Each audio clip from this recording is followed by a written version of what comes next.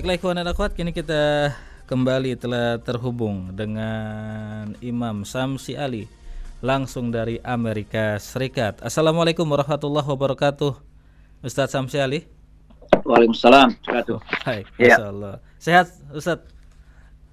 sehat, alhamdulillah. Alhamdulillah, Masya Allah. Ustadz, ini kita ingin minta pendapat Ustadz ini terkait dengan pernyataan Donald Trump yang rencananya akan mengambil alih Gaza, bahwa Amerika Serikat akan mengambil alih jalur Gaza. Bagaimana pendapat Ustadz? Ya, saya kira omongan seorang pemimpin itu harus kita sikapi juga dengan kepemimpinan ya. Dan saya melihat omongan-omongan Donald Trump ini kan tidak menggambarkan kepemimpinan yang dewasa gitu. Dia pernah mengatakan akan mengambil alih Kanada, akan mengambil alih Greenland, dan macam-macam lagi yang disebutkan, yang saya kira tidak masuk akal dan juga tentunya tidak sesuai dengan hukum yang normal gitu ya. Jadi hanya pemimpin yang saya yakin tidak kurang normal yang melakukan seperti menyampaikan seperti itu. Jadi terkadang ucapan-ucapan Donald Trump ini walaupun memang ya berdampak banyak, karena ucapan seorang pemimpin ini kan punya dampak. Tapi terkadang tidak perlu terlalu diambil serius, karena banyak ucapan-ucapan Donald Trump ini sebenarnya tidak lebih adalah upaya untuk lebih mempromosikan diri saja, tidak lebih dari itu. Donald Trump ini masih ingin lebih populer lagi, lebih terkenal lagi, lebih lain dari yang lain, karena yang dia cari sebenarnya ya banyakkan adalah popularitas pribadi saja. Tapi tidak akan banyak memberikan keuntungan kepada dunia dan juga kepada Amerika. Ketika misalnya sekarang ini dia mengancam untuk menaikkan tarif impor atau ekspor dari Kanada, dari beberapa negara besar seperti Cina, ini kan tidak dipikirkan bahwa ketika Donald Trump menaikkan tarif atau sewa atau biaya untuk mengekspor barang ke Amerika, ini akan menjadikan harga barang-barang di Amerika naik, ya bisa 3 kali lipat bahkan lebih. Dan justru yang akan merasakan dampaknya adalah masyarakat. Jadi apa yang disampaikan oleh Donald Trump itu walaupun terkadang memang berdampak, minimal menjadi kekhawatiran, tapi biasanya tidak perlu ditanggapi secara serius. Misalnya ketika mengatakan akan meminta Indonesia menampung 1 juta penduduk Gaza itu kan, nah ini kan kita terlalu orang Indonesia kemudian heboh membicarakan itu. Padahal itu kan tidak masuk akal kan. Ya, anak-anak pun ketawa mendengarnya seperti itu. Jadi saya melihat bahwa apa yang disampaikan dibicarakan Donald Trump itu adalah pembicaraan kanak-kanak yang tidak dewasa, apalagi menggambarkan seorang pemimpin, dan lebih lagi pemimpin negara yang superpower di dunia kan Amerika Serikat gitu. Jadi saya geli saja melihatnya itu dan ketawa melihatnya itu, apalagi kalau kita kaitkan kepada masyarakat Palestina ya. Masyarakat Palestina ini ya memiliki kekuatan yang tidak dimiliki oleh bangsa manapun. Kekuatan kesabaran, kekuatan batin, kekuatan iman, keyakinan kepada Allah, dan mereka tidak akan pernah akan goyah gitu. Jadi jangan pernah ditakut-takutin, jangan pernah, tidak mungkin mereka akan lebih memilih mati ya di negara mereka sendiri ketimbang akan diperlakukan seperti itu. Jadi Donald Trump itu menjadi tertawaan dan candaan sekarang sebenarnya di media sosial. Begitu ya. Apakah kemudian kebijakan Donald Trump ini, kan banyak sekali kebijakan Donald Trump itu yang membuat kontroversi bahkan di dalam negeri Amerika Serikat sendiri. Apakah kebijakan-kebijakan ini kemudian terutama dengan dunia Islam itu sendiri akan menjadi sebuah acuan atau bagaimana, Ustadz? Yang sebenarnya disayangkan kalau dunia Islam diam gitu. Harus ada pemimpin, ini kan pemimpin negara ya. Iya. Jadi bukan saya yang berteriak, bukan rakyat yang berteriak, tapi pemimpin yang berteriak. Kalau ada pemimpin negara yang berteriak dan punya dampak kepada umat dan masyarakat kita, maka seharusnya pemimpin dunia Islam itu harus berteriak sehingga dampak itu bisa di-counter gitu. Tapi kan pemimpin dunia Islam ini kan pada lembek semua ini. Kalau saya bisa pakai kata, banyak yang banci gitu ya, banyak yang kemudian sakit gitu dari pemimpin Islam ini. Karena tidak ada yang berani kemudian memberikan gertakan kembali gitu kepada Donald Trump. Ya, jadi saya kira ke hal yang perlu diperbaiki untuk kita melihat situasi yang seperti sekarang ini adalah dunia Islam ini harus betul-betul memperbaiki diri gitu. Karena saya selalu mengatakan Palestina ini tidak akan bisa terselesaikan di saat kita hanya mengharapkan Amerika atau negara non-Muslim termasuk Eropa. Justru yang bisa menyelesaikan permasalahan Palestina itu adalah dunia Islam. Dan dunia Islam ini akan hanya bisa menyelesaikan Palestina ketika dunia Islam bersatu. Karena persatuan dunia Islam ini adalah kekuatan yang bisa ditakutin, kalau bisa memakai saya kata seperti itu, ya bisa ditakutin Amerika gitu. Di dunia Islam bisa bersatu misalnya, ini menjadi ancaman kepada Amerika karena dengan dunia Islam bersatu, bisa bekerja sama dengan Rusia misalnya, atau bekerja sama dengan China dalam bidang perekonomian kan, pasti tidak enak seperti itu akan melakukan apa saja seenaknya. Tapi karena dunia Islam kehilangan pegangan, tidak punya harga diri, menjadi minder, mudah goyah, mudah ditakutin, atau takut sebelum ditakut-takutin. Akhirnya Donald Trump dan Amerika seenaknya saja kan begitu. Jadi jangan kita pernah berharap bahwa Amerika akan menyelesaikan atau akan berbuat baik kepada bangsa Palestina. Karena kita sudah tahu juga bahwa realita politik dalam negeri Amerika ini kan masih dikungkung, masih dikuasai oleh kekuatan lobby Zionis gitu.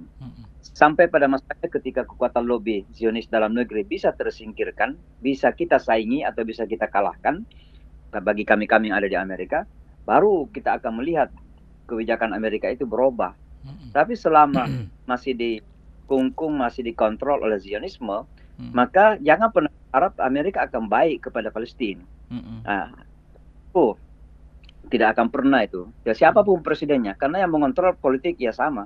Mungkin sama di Indonesia juga, kalau masih oligarki yang memegang kekuasaan ya mungkin presiden beda tapi kebijakannya sama-sama saja gitu. Menteri-menterinya juga berlaku seperti itu. Jadi ya tergantung dunia Islam ini bagaimana dia akan menyikapi Palestina ke depan. Kalau dunia Islam diam, maka Donald Trump akan seenaknya saja. Ya Donald Trump ini kan punya ambisi untuk memperluas bisnis, memperluas nama gitu. Dan dia melihat bahwa Gaza itu ada peluang bisnis, dia bisa membangun resort di situ. Pilanya juga enak gitu, karena Palestina tidak terlalu dingin, tidak terlalu panas juga, dan subur gitu. Jadi dia melihat peluang-peluang itu. Di benak Donald Trump itu adalah ekonomi sebenarnya. Dan oleh karenanya, yang bisa kemudian mengcounter ini adalah dunia Islam. Tapi kan dunia Islam banci sekarang ini, tidak punya suara gitu. Baik, lalu apakah lobby Islam di Amerika Serikat sendiri ini bisa mempengaruhi Donald Trump? Itu yang dari Amerika. Kemudian tadi Ustadz juga sudah menyinggung masalah oligarki nih. Kita ke Indonesia Ustadz, ini banyaknya masalah di Indonesia. Mulai kemarin ini ada heboh LPG gas 3 kg yang menghilang gitu kan, banyak rakyat yang mengantri. Lalu ada pagar laut, lalu ada nominasi OCC IRPI, tim investigasi jurnalis gitu ya. Ini banyak sekali deretan masalah di Indonesia yang sepertinya tidak selesai ini Ustadz. Bagaimana Ustadz melihat hal ini Ustadz? Ya, Presiden kan seorang jenderal kan. Seorang jenderal yang selama ini kita kenal selalu menggembar-gemborkan patriotisme. Ya jelas-jelas bahwa apa yang terjadi ini adalah upaya-upaya penggembosan negara sebenarnya, termasuk penimbunan laut, kemudian pagar, kemudian tiba-tiba ada surat hak pakai laut. Nanti udaranya juga begitu. Langit dijual gitu ya. Ada sertifikasi juga udaranya itu. Jadi saya kira memang Pak Prabowo ini harus betul-betul berani untuk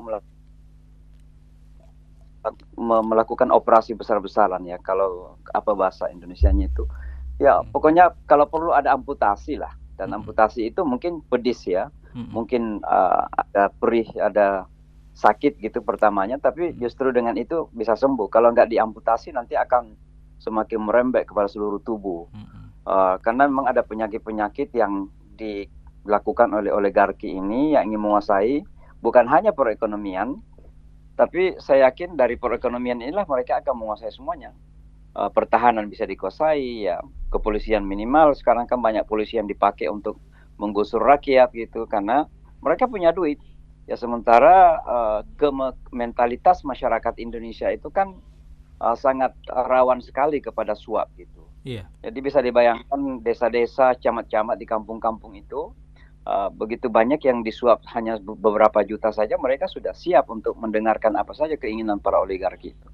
Jadi ini sekarang betul-betul ujian bagi Pak Prabowo sebagai presiden, apakah dia mampu ya untuk melawan semua itu, dan saya yakin beliau tahu betul karena beliau bahagian dari pemerintahan yang lalu bahwa memang ada apa namanya hama-hama atau kanker barangkali kalau saya salahkan yang menggeluguti bangsa ini, dan itu harus dilakukan operasi, harus ada amputasi di situ. Jadi harus ada keberanian, mungkin memang agak perih, agak pedih, ya mungkin Pak Prabowo akan ada tantangan-tantangan tersendiri, tapi kalau beliau berhasil dalam 4-5 tahun ke depan ini, ya mudah-mudahan pemerintahan selanjutnya itu akan lebih aman gitu. Karena memang udah 100 hari nih Ustadz, artinya memang masyarakat menunggu begitu ya, menunggu Presiden Prabowo dengan ketegasannya seperti yang beliau sampaikan di pidato-pidato, bahkan ingin menjadikan Indonesia menjadi negara macan Asia begitu. Jangan sampai ini hanya menjadi sebagai lip service belaka gitu Ustaz. Iya, ini ujian betul karena termasuk juga kabinet gemuk yang luar biasa itu kan, seratusan orang itu kan. Pertanyaannya dalam 100 hari apa yang sudah kita lihat mereka lakukan gitu. Di Kementerian Luar Negeri, Menteri Luar Negeri punya wakil 3 gitu. Apa yang mereka sudah lakukan untuk Gaza, untuk Palestina, kemudian saudara-saudara kita di Uighur, di India dan sebagainya. Ya saya justru khawatir ini akan menjadi biasa-biasa saja. Justru yang banyak adalah pengeluaran negara ya, menggaji pemerintah dan sebagainya yang besar itu. Ada satu program yang mulai dipaksakan makan siang, tapi juga rentang bermasalah di beberapa tempat. Karena ini siapa yang melakukan proyeknya, siapa yang menghandle proyek di daerah, dengan mentalitas yang rawan korupsi juga, jangan-jangan uang makan anak sekolah pun dikorupsi gitu. Atau sebaliknya anaknya makan di sekolah, tapi kemudian ibunya kelaparan di rumah gitu. Karena itu nggak menyelesaikan juga permasalahan.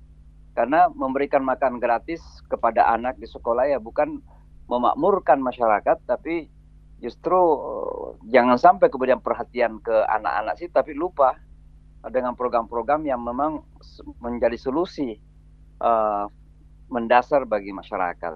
Jadi memang beliau Presiden Prabowo teruji ya, baik di kebijakan-kebijakan dalam negerinya, juga kebijakan luar negeri sekarang ini, bergabung dengan BRICS, kira-kira apa yang akan dicapai dan lain sebagainya. Jadi kita akan lihatlah bagaimana belum beberapa hari ke depan ini. Wallahualam. Baik, ini ada komentar saya ingin bacakan dulu. Imam Samsi Ali, ada, ayo negara-negara Islam yang menyetujui Palestina merdeka putuskan hubungan diplomatik dengan Zionis, Yahudi Israel dan Amerika. Kemudian juga komentar, kalau kementerian yang busuk, menteri apa saja ya harus dipecat karena ini memang sengaja menjatuhkan presiden yang akan memperbaiki negara ini. Jadi memang banyak harapan. Iya, saya kira Pak ya pasti tahulah siapa sebenarnya menteri-menteri atau kementerian yang loyal kepada beliau, dan siapa yang sebenarnya masih ada loyalitas kepada orang-orang yang pernah berpihak atau masih berpihak kepada oligarki itu. Makanya sekali lagi saya katakan ini perlu amputasi, dan amputasi itu memang pedih ya, memang menyakitkan, tapi itu harus dilakukan untuk menyelamatkan. Ya, sebab kalau tidak maka akan digerogoti terus, ibarat kanker atau apalah gitu, mungkin tumor lah, jangan kanker, tumor. Kalau tidak diamputasi ya justru akan bisa merembes kepada yang lain gitu. Jadi memang berat. Dan masalah luar negeri tadi tentang Palestina itu ya memang sekali lagi ya dunia Islam ini yang kita khawatirkan sekarang pada zaman Donald Trump ini adalah dan mudah-mudahan tidak terjadi, tapi kalau Raja Salman ini meninggal dunia misalnya karena umur beliau dan lain sebagainya, ya, jadi anaknya ini bisa membangun hubungan diplomasi dengan Israel. Karena anaknya ini sangat dekat sekali dengan Trump, dan sampai sekarang pun Donald Trump itu akan keluar negeri pertama kali akan ke Saudi gitu, karena melihat uang di Saudi gitu. Karena Trump ini kan kepalanya uang. Jadi saya khawatir memang bahwa akan ada konsesi-konsesi yang terjadi ini antara Donald Trump dengan Salman Muhammad bin Salman. Lalu kemudian ada usaha-usaha tersendiri yang kita tidak tahu. Apalagi kalau Abbas terlibat dan ada upaya Abbas untuk betul-betul mengamputasi lawan politiknya dalam negeri, yaitu Hamas, maka ya udah selesai. Kita melihat bagaimana kekuatan Hamas untuk tetap bertahan gitu. Karena kita juga tidak tahu Abbas ini akan kemana, dan memihak kemana, kita nggak tahu. Saya masih tahu ketika Barack Obama masih presiden waktu itu, tahun 2008 kalau tidak salah, kemudian Israel menyerang Gaza. Lalu saya tanya orang diplomat Muslim di PBB, saya kebetulan khatib di PBB, salah satu.